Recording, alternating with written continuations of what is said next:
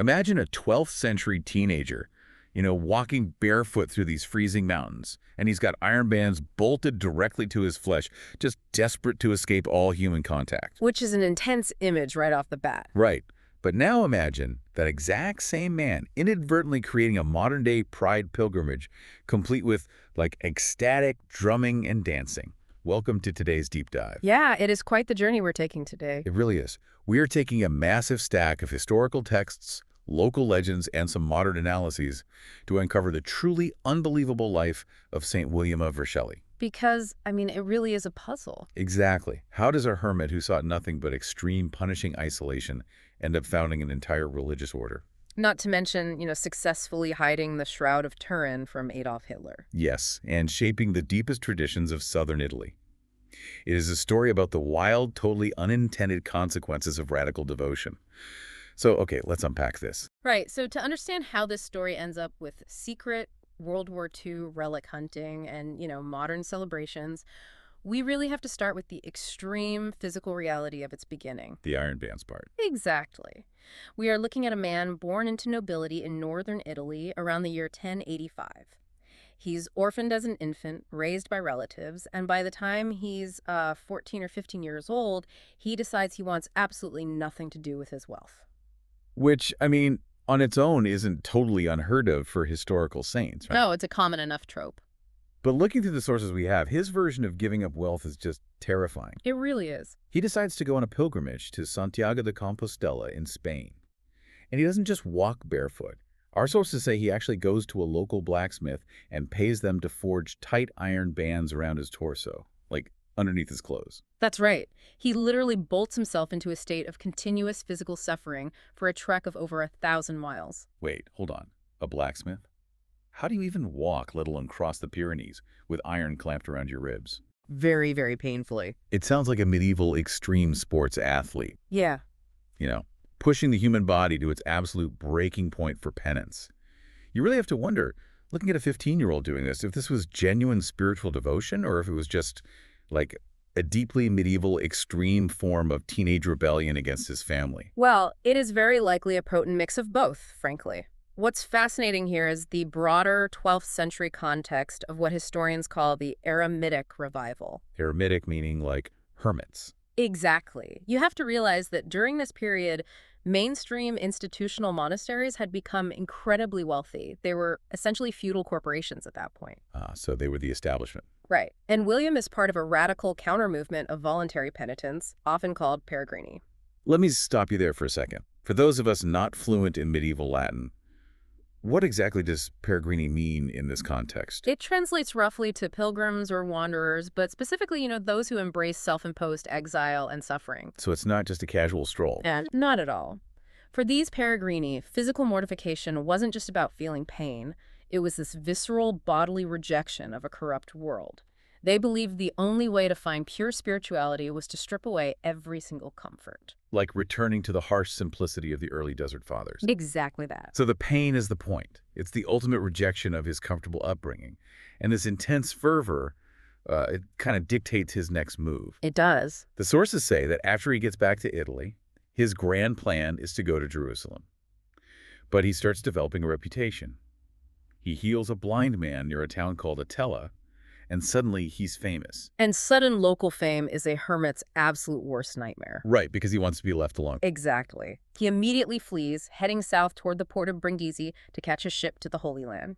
And he even gets warned by another famous holy man, St. John of Matera, who basically tells him, God doesn't want you in the East, your mission is here in the West. And William, being William, entirely ignores the advice. Completely ignores it, right up until he reaches a town called Oria. Right, where things go terribly wrong.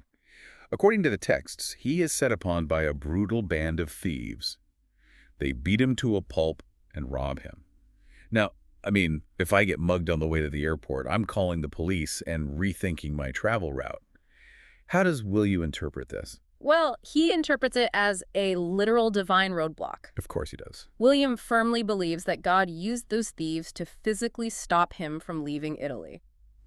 This is a man who is actively looking for divine road signs in everyday misfortune. So a violent mugging is just a pivot for him. Yeah, it completely reroutes his life. He abandons the Jerusalem plan, turns back, and heads into the incredibly rugged Apennine Mountains to find total, absolute isolation. And this brings him to a very specific piece of real estate, right? Yeah. Mount Partenio, which, as I understand from the notes, is not just a random pile of rocks. Oh, far from it. Mount Partenio, which is over 1,300 meters high, looking out over the Gulf of Naples, it already had this deeply layered sacred geography. But people already knew it was special.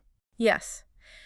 Before William ever set foot on it, it had been the site of an ancient temple dedicated to Cybele, the pagan earth mother goddess. Oh, wow. And the Romans believed the poet Virgil climbed its slopes to gather magical herbs.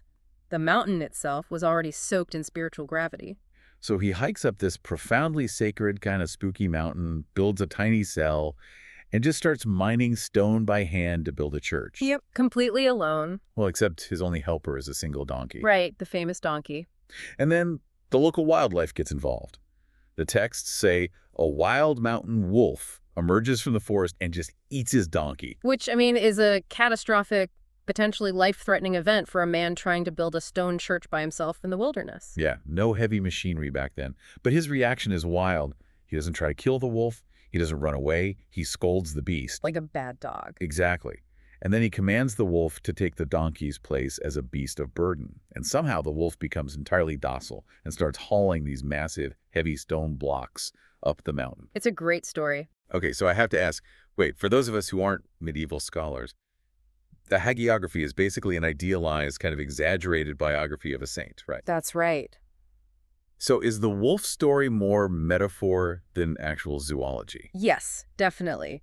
The miracle of the wolf is a classic hagiographical trope, but it serves a very specific practical purpose for the people writing and reading these texts. Which is what? Think about what this meant to local farmers back then. Nature was terrifying. The woods were dangerous. By taming the ultimate symbol of wild chaos, the Wolf William isn't just showing off a magic trick. He's making it safe. Exactly. He is bringing a little piece of the Garden of Eden back to this harsh mountain. It's a powerful public relations message.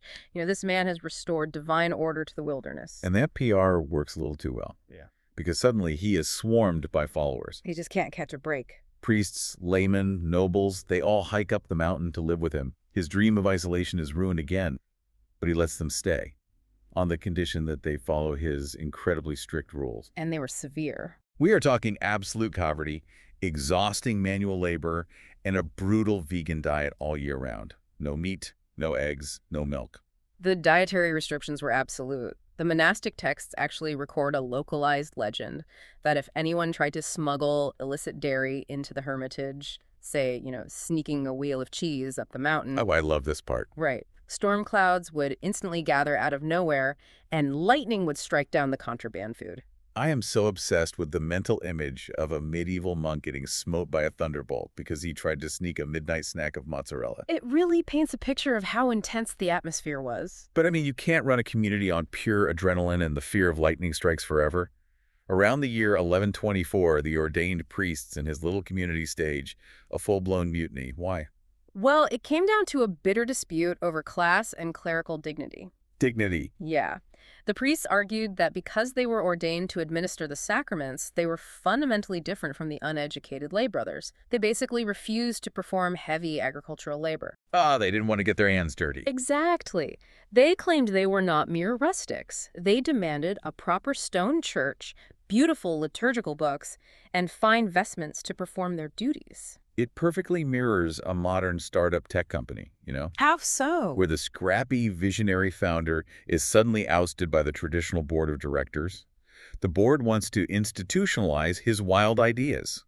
They want the fancy offices and the corporate expense accounts. While the founder still wants everyone sleeping under their desks and coding in a garage. So how does William handle this board takeover? With profound, shocking humility, actually. Really? He doesn't fight back. No, he doesn't fight them for control of the mountain. He doesn't assert his authority. He actually uses his connections to buy them the books and the vestments they want. He builds them their church. Wow. And then he simply turns his back and walks away. Just leaves. Just leaves. He leaves Mount Partenio entirely, taking with him only 5 uneducated followers who were called idioti in the texts who are willing to live his harsh lifestyle. He chooses his personal integrity over institutional power. He literally hands over the keys to the building and walks back into the wilderness. He does. And here's where it gets really interesting, because leaving the mountain doesn't bring him the quiet he wanted. Instead, his reputation just explodes. It goes all the way to the top. Yeah, he catches the attention of King Roger II of Sicily. Right. King Roger becomes a massive patron. He is so enamored with William's spiritual counsel that he actually builds a monastery directly across from his royal palace in Salerno. Just to keep him close. Just to keep the saint within arm's reach, exactly. But royal favor brings jealous courtiers. And these courtiers hatch a plot to ruin William's moral reputation. They want to prove he's a fraud. Right, so they hire a well-known prostitute named Agnes and send her into William's private chambers to seduce him and expose him as a hypocrite. But when Agnes makes her move, William doesn't panic. Not at all. He calmly walks over to his large fireplace, lies his body down directly onto a bed of burning red-hot coals, and just casually invites her to join him. The psychological shock of this act for a 12th century observer, it just cannot be overstated. I mean, Agnes watches him lie in the fire, entirely unharmed. And she drops to her knees, repents on the spot, completely changes her life, and eventually founds her own religious convent. It's a total transformation. But help me understand the psychology here. Obviously, it's startling to see someone not burn. But why does it cause such an extreme, immediate change in her entire life trajectory? You have to understand the medieval mindset regarding bodily purity and divine favor. Okay. In this era, surviving fire wasn't viewed as a mere illusion or a magic trick. It was the ultimate juridical proof of innocence. It was a literal trial by ordeal. Ah, so it was legally and spiritually binding. Precisely. To the medieval mind, if the fire doesn't burn you, God himself is actively intervening to declare your absolute purity. For Agnes, witnessing this breaks her entire worldview. Because God is right there in the room. Yes. It is irrefutable, terrifying proof of the divine happening right in front of her eyes. That makes total sense. Yeah. It wasn't just a parlor trick. It was a theological earthquake for her. And she wasn't the only woman whose life William fundamentally changed. No, she wasn't. If we connect this to the bigger picture, this moment with Agnes previews William's incredible role in empowering women within the monastic system. Yeah, let's talk about that. In 1131, he founds his most structurally innovative community, the Abbey of San Salvatore al Goletto. Which is a double monastery housing both men and women in the 12th century. Which is a deeply, profoundly patriarchal era. Oh, absolutely. But he flips the expected power dynamic completely upside down. Completely. He places the entire abbey at Goletto under the absolute, unquestioned authority of a female abbess. Wow. And the monks who live there exist for one primary purpose, servitio congregationis and Celerum Christi. Meaning Their role is strictly to serve the spiritual, liturgical, and manual needs of the nuns. that is wild. The men chop the wood, bake the bread, and perform the masses, but they had zero executive power. The abbess controlled the finances, managed the properties, and directed the admission of new members. That is radically progressive. A male founder, famous for his macho, iron band-wearing asceticism, designs an institution where women hold the ultimate executive power. Yeah, he really broke the mold. And the men are essentially the support staff. It flips the feudal system on its head. I saw in the sources they mentioned an abbess named Fabronia who literally built a massive defensive tower out of recycled Roman stone blocks just to protect her community. She was a powerhouse. And it shows that William was not just a rigid ascetic, he was an incredibly adaptable innovator. Right. But unfortunately, while William could adapt, his followers faced an existential crisis when he died in 1142. Because he never wrote down a formal rule for them to follow. Exactly. And in medieval monasticism, a community without a recognized rule could just be dissolved by the Pope or swallowed up by a rival order. So to survive, his successors at the mountain sanctuary have to compromise. They adopt the rule of St. Benedict. Right, they formalize. But they keep a little of their own flavor, Yeah. officially becoming the Williamites and wearing white habits instead of the standard Benedictine black. And this institutional survival strategy triggers a fascinating visual disconnect in how William himself is remembered over time. This might be my favorite detail in the research. It's so telling. If you look at the earliest 13th century illuminated manuscripts, William is painted exactly as he actually was. He is depicted barefoot, leaning on a curved wooden pilgrim staff. Looking very rough. Yeah, wearing a ragged red cassock, a scapular, and a weird green pointed hood.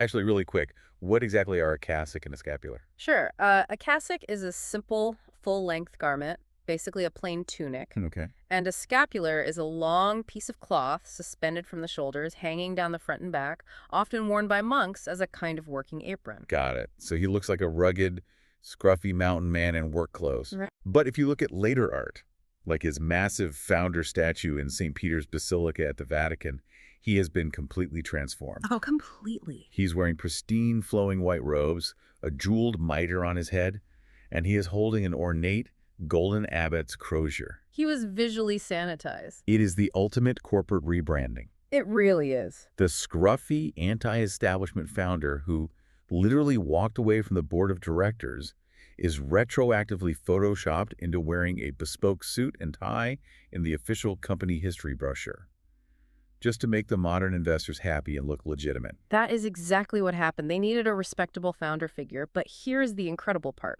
While the visual image of the founder was polished and institutionalized, the core identity of the sanctuary he built on Mount Partenio remained intact. Protection, right? Exactly.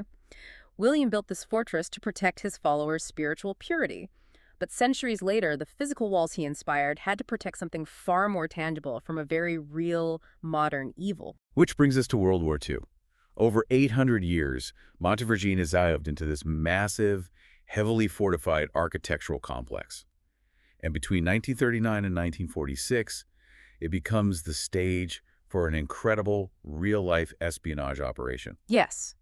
The Italian royal family, the House of Savoy, secretly transferred the Holy Shroud of Turin, which is believed by millions to be the burial cloth of Jesus Christ, out of northern Italy. And they hide it deep within the sanctuary at Montevergine. Right. And they weren't just hiding it from Allied bombs. They're specifically hiding it from Adolf Hitler. Exactly. Hitler had a well-documented, highly dangerous obsession with acquiring powerful religious relics.